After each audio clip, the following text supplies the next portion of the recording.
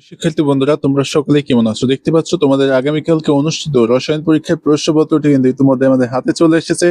তো আজকে সম্পূর্ণ সমাধান করে তোমাদেরকে দিয়ে দিব। সেই সাথে পরবর্তী কোন বোর্ডের সমাধান তোমরা পেতে চাও দ্রুত কমেন্ট করে জানাও এবং আমাদের চ্যানেলটি সাবস্ক্রাইব করে দিও। কেননা সাবস্ক্রাইব না করলে কিন্তু পরবর্তী সকল ভিডিও কিন্তু সবার আগে পাবে না, এবং দ্রুত করে কিন্তু সব সাবজেক্টের প্রশ্নপত্র কিন্তু আমরা ইতিমধ্যে দিয়ে দিয়েছি। তোমরা কিন্তু এই সাবজেক্টেরও রসায়নের প্রশ্নপত্র দেখতে পাচ্ছ আমাদের হাতে চলে এসেছে। তো সরাসরি সমাধানে চলে যাই। দেখো, বলা হচ্ছে একের অ্যান্সারটা বলছে কোনটি মৌলিক পদার্থ, এটা হবে লোহা। দুইয়ের মাটির পিএইচ এর মান বৃদ্ধি করতে কোন পদার্থ ব্যবহার করা হয়, এটা হবে ক্যালসিয়াম অক্সাইড। তিনের অ্যান্সারটা হবে গ নাম্বার 4D। চারের অ্যান্সারটা হবে ঘ নাম্বার পলিপ্রোপিন। পাঁচের অ্যান্সারটা হবে খ নাম্বার 2। ছয়ের অ্যান্সারটা হবে আমাদের খ নাম্বার একোতিন। সাথে বলা আছে গ্লুকোজ স্থূল সংকেত কোনটি, সেটা হবে CH2O। আটের অ্যান্সারটা হবে পিএইচ সবচেয়ে কম মানুষের ত্বকের। তারপর কোনটি তেজস্ক্রিয় পদার্থ, এটা হবে রেডিয়াম। তারপরে 10-এর অ্যান্সারটা হবে আমাদের গ নাম্বার লিমোনাইট। 11-এর অ্যান্সারটা হবে আমাদের ঘ নাম্বার 1, 2, 3 এবং 12 নম্বরের অ্যান্সারটা হবে আমাদের NaCl ঘ নাম্বারটা। পরবর্তীতে দেখো আমাদের সরাসরি 13 নম্বর প্রশ্নে চলে যায়। 13 নম্বরে বলা আছে নিউটনের প্রকৃত ভর কত, এটা হবে 1.675 × 10⁻24 গ্রাম।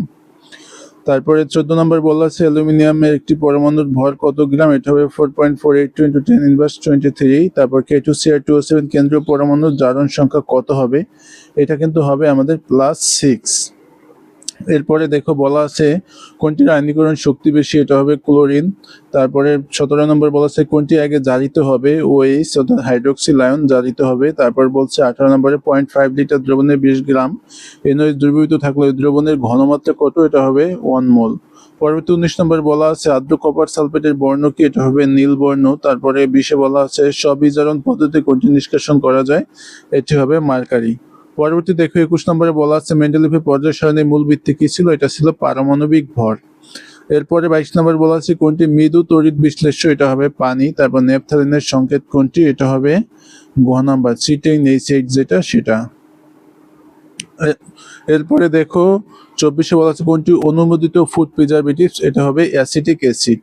এরপর 25-এ বলা আছে বিক্রিয়াটির উদ্দীপকের বিক্রিয়ায় তিনটাই কিন্তু সঠিক উত্তর। দেখতে পাচ্ছ এইভাবে কিন্তু সবগুলো বোর্ডের প্রশ্নপত্র আমরা তোমাদেরকে দিয়ে দিব। তো যারা চ্যানেলে নতুন আছে দ্রুত করে সাবস্ক্রাইব করে দেয় এবং বোর্ডের নাম লিখে কমেন্ট করো যে তোমরা কোন বোর্ডের সমাধান দ্রুত চাও।